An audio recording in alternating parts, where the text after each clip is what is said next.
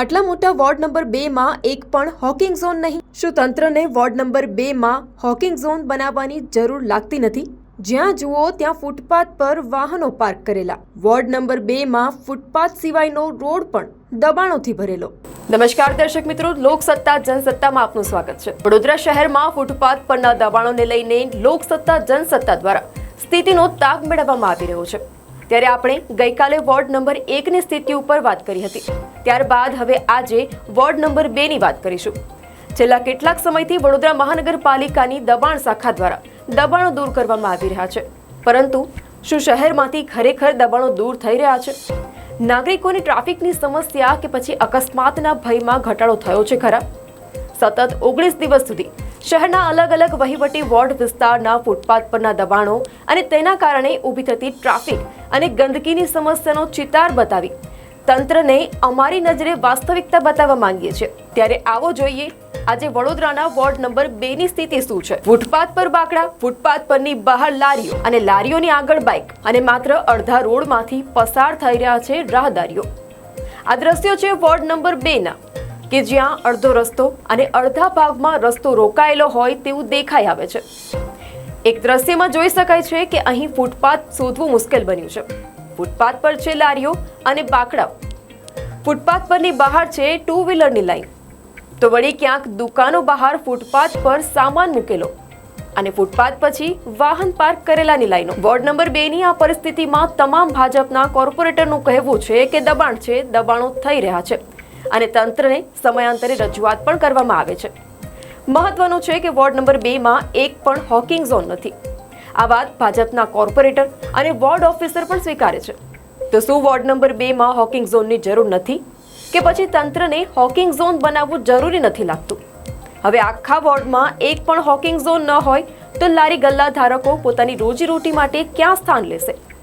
Ward number 2ની આ સ્થિતિ જોઈને ત્યાંના નાગરિકો શું કહી રહ્યા છે, સાંભળો. મારું ખાલી એટલું જ કહેવું છે, વડોદરા મ્યુનિસિપલ કોર્પોરેશને હાથ જોડું છું કે આ ફૂટપાથ દબાણ કરતા માટે નહીં, જે આપણે ચાલતા જવું હોય એ લોકોની માટે હોય છે. આજે નાના નાના ભૂલકાન લઈને માતા દીકરીઓ આજે ટ્યુશન છોડવા જતા હોય એની પર દબાણ હોય છે. આજે એક્સિડન્ટો થવાનું કારણ મેઇન એ છે કે ફૂટપાથ પરના દબાણ હોય છે. એટલે તાત્કાલિક ધોરણે કમિશનર સાહેબે અને જે બી અધિકારીઓ હોય, ઉચ્ચ અધિકારીઓ, એમણે તાત્કાલિક ધોરણે હોકિંગ ઝોન જાહેર કરી અને લારી ગલ્લાના દબાણો અલગ કરી અને સારી જગ્યાએ એ લોકોને હોકિંગ ઝોન આપી દેવા જોઈએ અને દબાણો મુક્ત વડોદરા શહેર કરવું જોઈએ. અહીંયા તો ખબર નહીં, વોર્ડ નંબર 2માં તો રાપડો ફાટેલો છે. આ એક લારી હટે એટલે બીજા દિવસે બીજી 4 લારીઓ લાગી જાય છે. આ દબાણો પેદા કઈથી થાય છે? મહત્વનું છે કે આ તમામ દ્રશ્યો જોઈને સ્પષ્ટ થાય છે કે ફૂટપાથ ખરેખર લોકોને ચાલવા માટે હોય છે, પરંતુ શું તમે એક પણ દ્રશ્યમાં ફૂટપાથ ખાલી દેખાય છે ખરું? સામાન્ય દિવસોમાં પણ તમે ક્યારેય ફૂટપાથ પર ચાલ્યા છો ખરા? જવાબ હશે ના, કારણ કે ફૂટપાથની જગ્યા દબાણોએ લઈ લીધી છે. એટલું જ નહીં, ફૂટપાથ પર તો રોકાયા છે, પરંતુ ફૂટપાથની નીચે પણ વાહનોએ સ્થાન લીધું હોય તેવું લાગી રહ્યું છે. તમને અનેક જગ્યાએ ફૂટપાથની નીચે રોડ ઉપર વાહન પાર્ક કરેલાની લાઈનો લાગેલી જોવા મળશે. તેનો મતલબ એ કે એટલો રોડ તો રોકાઈ ગયો. સાથે જ જો મોટા વાહનો જેમ કે કાર પાર્ક કરેલી હોય તો જે જગ્યા પણ વધુ રોકે છે. હવે આ વિસ્તારના જનપ્રતિનિધિઓ શું કહી રહ્યા છે તે પણ સાંભળો. મારું એવું માનવું છે, ખરેખર ફૂટપાથ હોવો જ ના જોઈએ. વોલ ટુ વોલ એને રોડ બનાવવો જોઈએ. જે ફૂટપાથ છે એના ઉપર આજની તારીખની અંદર રાત્રે જોઈ શકો, બધા લારી દિવસે ફૂટપાથ ઉપર લારી મૂકી દે છે, રાત્રે ફૂટપાથથી નીચે લારી ઉતારીને ઊભી કરે છે અને ફૂટપાથ ઉપર એ લોકો ઉભા રહીને ધંધો કરે છે. એટલે ફૂટપાથ ખરેખર નાગરિકો ચાલવા માટે છે, પરંતુ એનો કોઈ ઉપયોગ થતો નથી. એના જગ્યાએ વોલ ટુ વોલ રોડ જ બનાવવો જોઈએ. મારું એવું માનવું છે કે એ વખતે તમે દબાણ હટાવી લેતા, પણ આનું પરમેનન્ટ સોલ્યુશન નથી. આનું પરમેનન્ટ સોલ્યુશન મારા મગજમાં એવું આવે છે કે કોઈ એક સ્પેશિયલ માર્કેટ માટે જગ્યા નક્કી કરવી જોઈએ.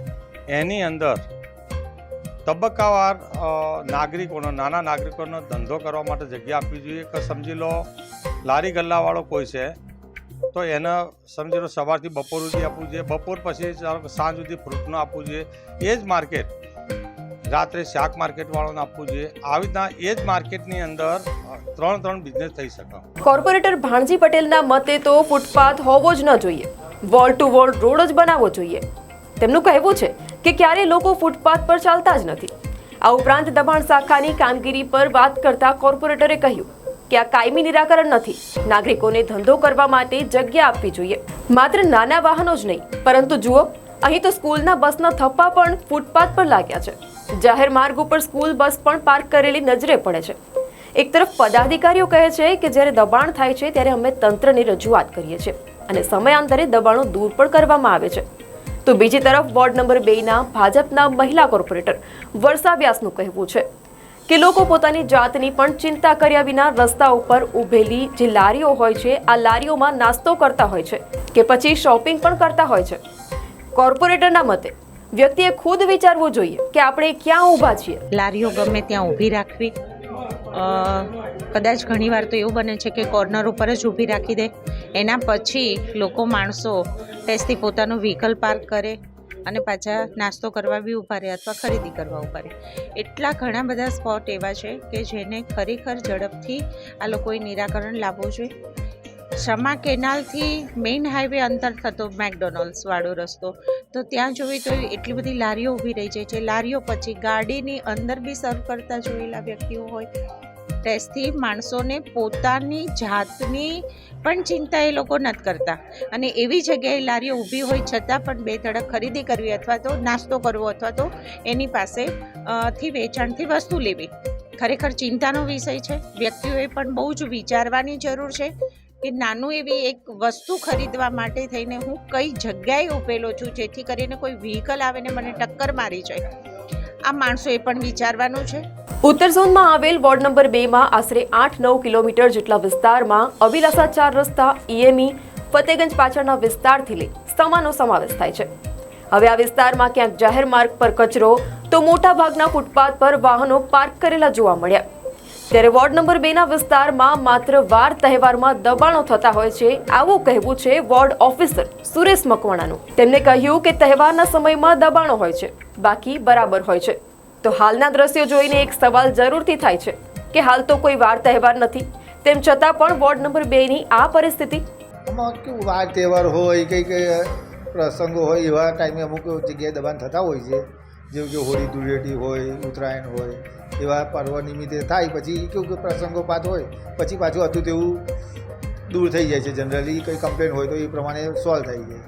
કાયમી ધોરણે એક આખું એક ડિપાર્ટમેન્ટ જ આઈ થિંક ટ્રાફિક શાખા જેવું કોઈ વ્યવસ્થિત કરીને એક ક્લિયર જવા જોઈએ રોડ, તો જવાનું ઘણા સમસ્યા હોય છે. કોર્પોરેટર રેશમા વાઘેલાએ કહ્યું કે છાણી જકાત નાકા પાસે ફૂડ કોર્ટ બનાવ્યું છે, છતાં પણ લોકો બહાર લારી મૂકતા હોય છે. આ બાબતે મેયર, ચેરમેનને પણ રજૂઆત કરવામાં આવી છે.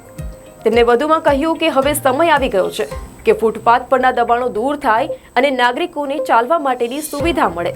હોકિંગ ઝોન હોવા જોઈએ, પણ હોકિંગ ઝોનની શું વ્યાખ્યા છે ને એ સમજવાની જરૂર છે. હોકિંગ ઝોન એવું ના હોવું જોઈએ કે જે 4 રસ્તા જે પડતા હોય એ 4 રસ્તાના કિનારે જ હોય, એવું ના હોવું જોઈએ. અમુક મીટર દૂર હોવું જોઈએ, જે ટ્રાફિકને નડતરરૂપ તો ના જ હોવું જોઈએ. અમારા વોર્ડમાં નથી. અમારા વોર્ડની અંદર એક સારા ફૂડ કોર્ટ બનાવેલું છે જે છાણી જકાત નાકા પર ચાલી રહ્યું છે અને આજે એ જ વિષય મેં મેયરશ્રી, ચેરમેનશ્રી અને પ્રમુખ સાહેબને પણ કીધો છે કે આટલું સારું ફૂડ કોર્ટ છાણી જકાત નાકા પર બન્યા પછી પણ અને એ લોકો રેગ્યુલર પૈસા ભરે છે, તો પછી ફૂટપાથ બહારની સાઈડ લારીઓ કેમ મૂકી છે? એ લારી ના હોવી જોઈએ. પેલા લોકો પૈસા ભરીને અંદર ફૂડ કોર્ટ ચાલે છે અને ફૂડ કોર્ટ સરસ સુવિધા સભર છે, બેસી શકાય એવી સરસ વ્યવસ્થા કોર્પોરેશન કરી છે, તો પછી બહાર લારીઓ કેમ મૂકી છે? લારી તમારા ધ્યાનમાં, અધિકારીઓના ધ્યાનમાં આવે તો એને ઉઠાવી લેવી જોઈએ. અને હવે સમય આવી ગયો છે કે ફૂટપાથોના દબાણો દૂર થાય ને નાગરિકને ચાલવાની સુવિધાઓ મળે. કોર્પોરેટર મહાવીરસિંહ રાજપુરોહિતે કહ્યું કે જ્યારે દબાણ થાય ત્યારે અમે તંત્રનું ધ્યાન દોરતા હોઈએ છીએ અને આ બાબતે સત્વરે કામગીરી થાય છે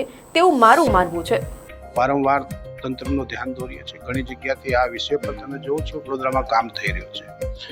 ફૂટપાથ ઉપર સંપૂર્ણપણે દબાણ દૂર થવું જોઈએ. રોડ લાઇનની અંદર કોઈ પણ દબાણ થતા દબાણ જ્યારે થાય છે ત્યારે તંત્રનું અમે ધ્યાન દોરીએ છીએ. તંત્ર એની પર કામગીરી કરે છે. આપણા શહેરને દબાણ મુક્ત અને સ્વચ્છ બનાવવું હોય તો આ કામગીરી સત્વરે કરવી જોઈએ એવું મારું માનવું છે. બિલકુલ એ વિષયમાં કામગીરી ચાલી રહી છે. દરેક વોર્ડમાં હોકિંગ ઝોન વેપાર માટે એક અલાયદા હોવું જોઈએ એવી રજૂઆત ચાલી રહી છે. એ વિષય પર કામ પણ થઈ રહ્યું છે. આવનાર દિવસોમાં એ કામગીરી પણ થશે એવું મારું માનવું છે. સ્વાભાવિક છે કે કોઈ પણ પ્રકારના ટ્રાફિક રૂપી અડચણો દૂર કરવા માટે જે તે વિસ્તારની પોલીસ ફરજ નિભાવતી હોય છે, પરંતુ ફૂટપાથ પરના દબાણો મામલે પોલીસે કહ્યું હતું કે લોકશાહીના ભાગરૂપે સરકાર, પોલીસ વિભાગની સાથે લોકોએ પણ સાથ સહકાર આપવો જરૂરી બને છે.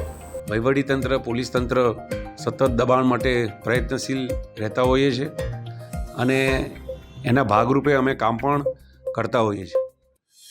આ લોકો માટે ચાલતી સરકાર છે અને એ સરકારની વ્યવસ્થાનો અમે એકમાત્ર ભાગ છીએ.